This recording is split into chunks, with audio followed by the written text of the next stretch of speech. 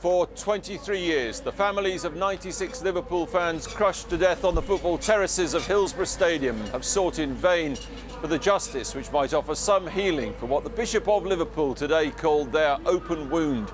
Now at last they have some of the answers they've been fighting for. From here in Liverpool, Kieran Jenkins.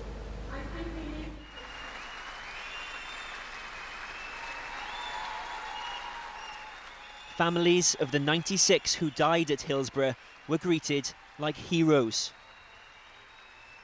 Thousands turned out in solidarity and to share in the day that the record was finally put straight.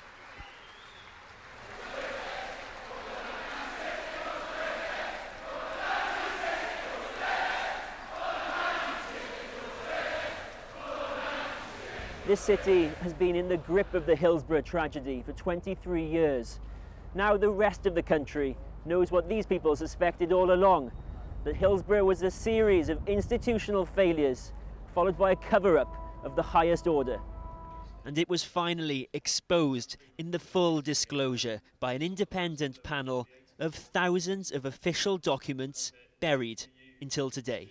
When the panel laid before the families the documents relating to the emergency service response and the police response, and also the documents about the post-mortems, when they gasped when they heard this, and then at the end of the presentation stood to applaud, you realise that they were seeing material that they had always thought was there, but until this moment never had the proof.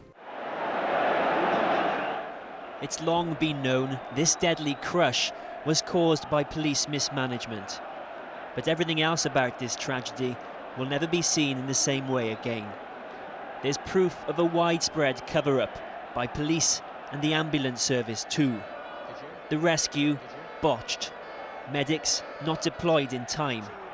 We learned that 41 of the 96 who died may well have survived. And of a smear campaign allowing the lie to prosper that somehow the fans themselves were to blame.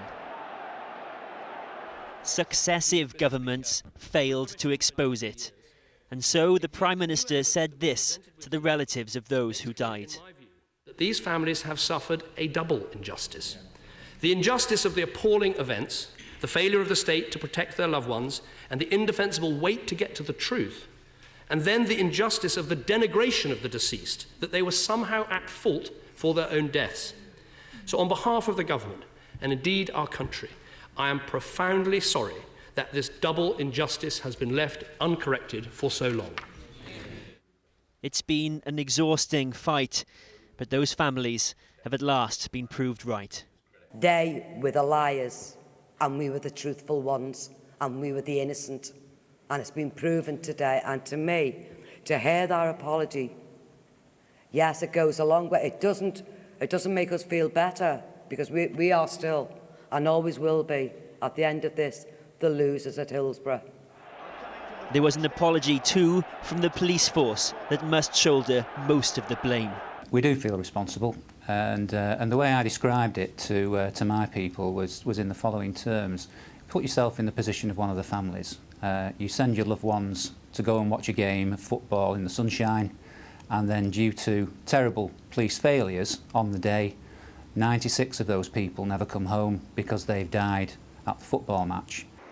The match that day at Hillsborough was abandoned at 6 minutes past 3. And so at 3:06 this afternoon, Liverpool paused to remember.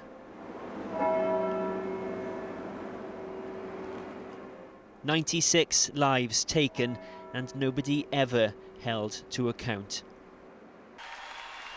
And so this evening, Liverpool reflects on a tragedy that claimed so many lives and an injustice that took so long to expose. Kieran Jenkins there.